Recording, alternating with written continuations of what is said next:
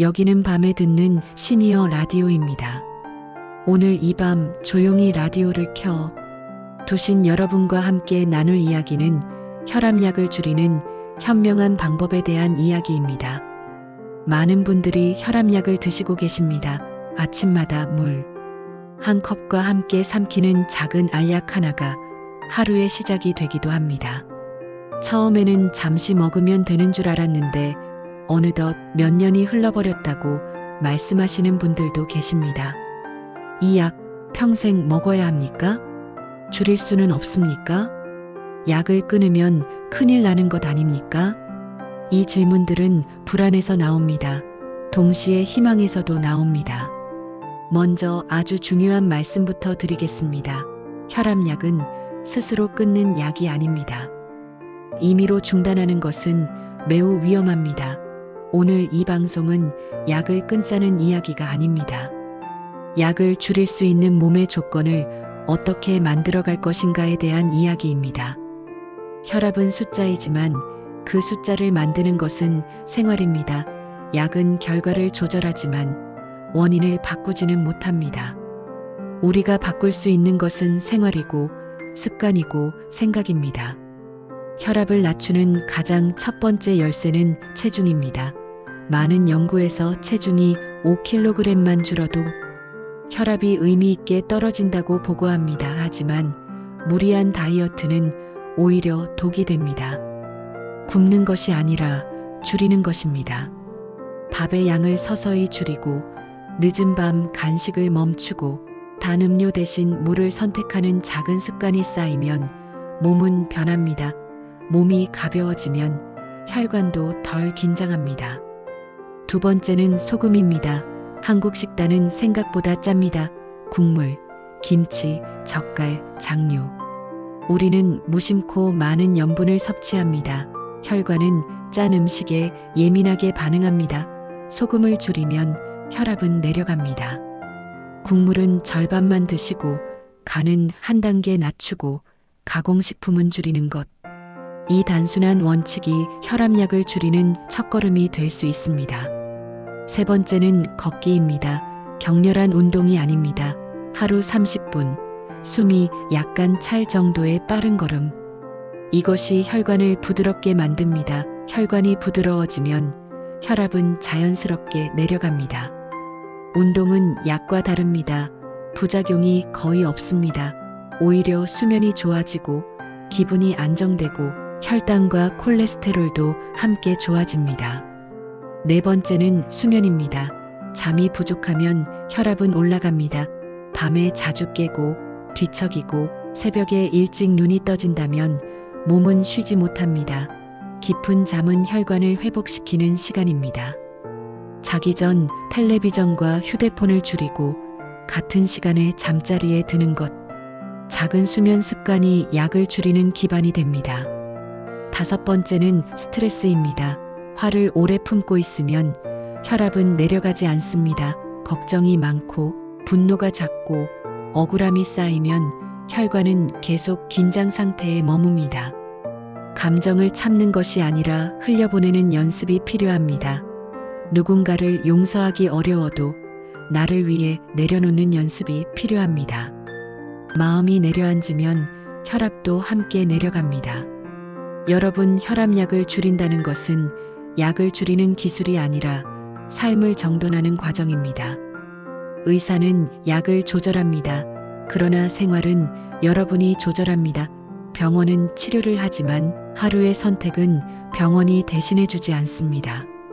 약을 줄이려면 기록이 필요합니다. 집에서 혈압을 측정하고 아침 저녁으로 기록하는 습관. 일주일, 한 달, 석 달 변화는 서서히 나타납니다. 그 기록이 쌓이면 의사는 판단할 수 있습니다. 어떤 분은 6개월 만에 용량을 줄였습니다. 어떤 분은 1년이 걸렸습니다. 어떤 분은 줄이지 못했습니다. 하지만 생활이 좋아진 분들은 공통점이 있습니다. 몸이 가벼워지고 숨이 편해지고 잠이 깊어졌습니다. 약을 줄이는 목표는 숫자가 아닙니다. 삶의 질입니다. 여러분이 기억하셔야 할 가장 중요한 한 가지는 이것입니다. 혈압약을 줄이는 일은 서두를 일이 아니라는 것입니다. 천천히, 안전하게 의사와 상의하며 가야 합니다. 조급함은 위험합니다. 욕심은 독이 됩니다. 오늘 밤 이 방송을 들으며 스스로에게 조용히 물어보십시오. 나는 무엇을 바꿀 수 있을까? 한 번에 5가지를 바꾸려 하지 마십시오. 하나씩만 바꾸십시오. 오늘은 국물을 남기고, 내일은 10분 더 걷고, 모레는 밤 11시 전에 눕고, 이 작은 변화들이 모이면 혈관은 대답합니다. 여러분, 혈압은 나이 탓만은 아닙니다. 생활의 결과입니다. 약은 적이 아닙니다. 그러나 약에만 의지하는 삶도 답은 아닙니다. 몸이 스스로 균형을 찾도록 도와주는 것, 그것이 현명한 방법입니다. 여러분, 혈압약을 줄이는 과정에서 가장 많이 생기는 오해가 하나 있습니다. 수치가 한번 내려갔으니 이제 괜찮다는 생각입니다. 그러나 혈압은 하루에도 여러 번 변합니다. 아침에 높고 저녁에 낮고 긴장하면 오르고 편안하면 내려갑니다.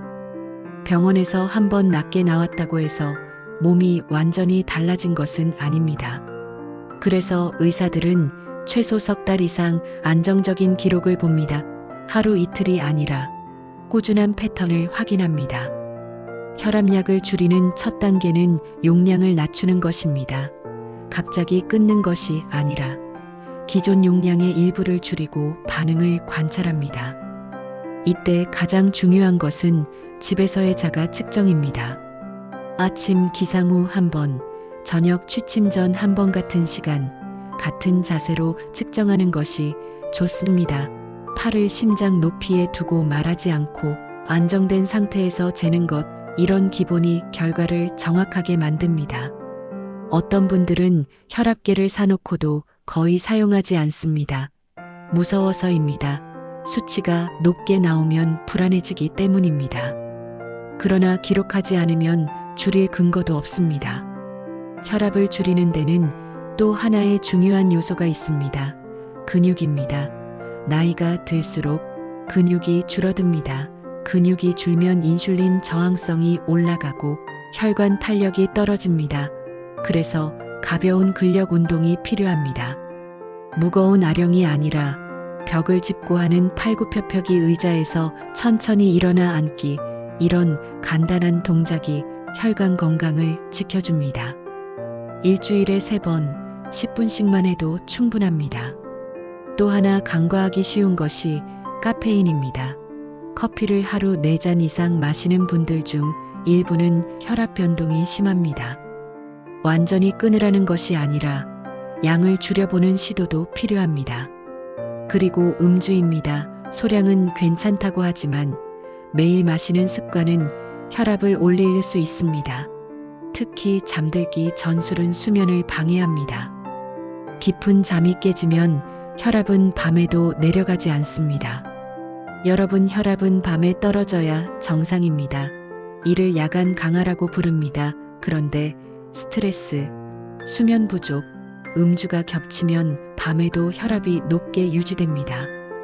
이것이 장기 손상의 시작이 될 수 있습니다. 어떤 분은 약을 줄이기 위해 모든 것을 한꺼번에 바꾸려 합니다. 식사, 운동, 금주, 체중 감량을 동시에 시작합니다. 처음에는 의욕이 넘치지만 한 달 후 지칩니다. 그리고 다시 원래대로 돌아갑니다. 그래서 천천히 가는 것이 현명합니다. 한 가지씩 석 주 정도 유지해보고 다음 단계로 넘어가는 방식. 몸은 적응이 필요합니다. 실제 사례를 하나 말씀드리겠습니다. 60대 후반의 한 분은 체중을 3kg 줄이고 매일 20분 걷기를 6개월 지속했습니다. 혈압이 안정되자 의사는 약 용량을 절반으로 줄였습니다. 그러나 그분은 자만하지 않았습니다. 생활을 유지했습니다. 그 결과 1년 후에도 안정 상태를 유지했습니다. 반대로 또 다른 분은 체중을 급격히 줄이고 약을 임의로 중단했습니다. 한 달 뒤 어지럼과 두통이 심해졌고 결국 응급실을 방문했습니다. 혈압은 이전보다 더 높아져 있었습니다. 여러분, 약을 줄이는 것은 이겨내는 싸움이 아닙니다. 균형을 회복하는 과정입니다. 혈압약에는 여러 종류가 있습니다. 이뇨제, 칼슘 통로 차단제, 안지오텐신, 수용체 차단제 등 각각 작용 방식이 다릅니다. 어떤 약은 심장을 보호하고 어떤 약은 신장을 보호합니다. 그래서 단순히 수치만 보고 줄일 수는 없습니다. 의사는 환자의 나이, 당뇨 여부, 신장 기능, 심장 상태를 함께 고려합니다. 여러분이 느끼는 컨디션도 중요합니다. 어지러움, 부종, 피로감 같은 변화는 반드시 알려야 합니다. 약을 줄이는데 성공하더라도 다시 늘어날 수 있습니다. 계절 변화, 체중 증가, 스트레스 증가로 혈압은 다시 오를 수 있습니다. 이것은 실패가 아닙니다. 몸의 변화일 뿐입니다.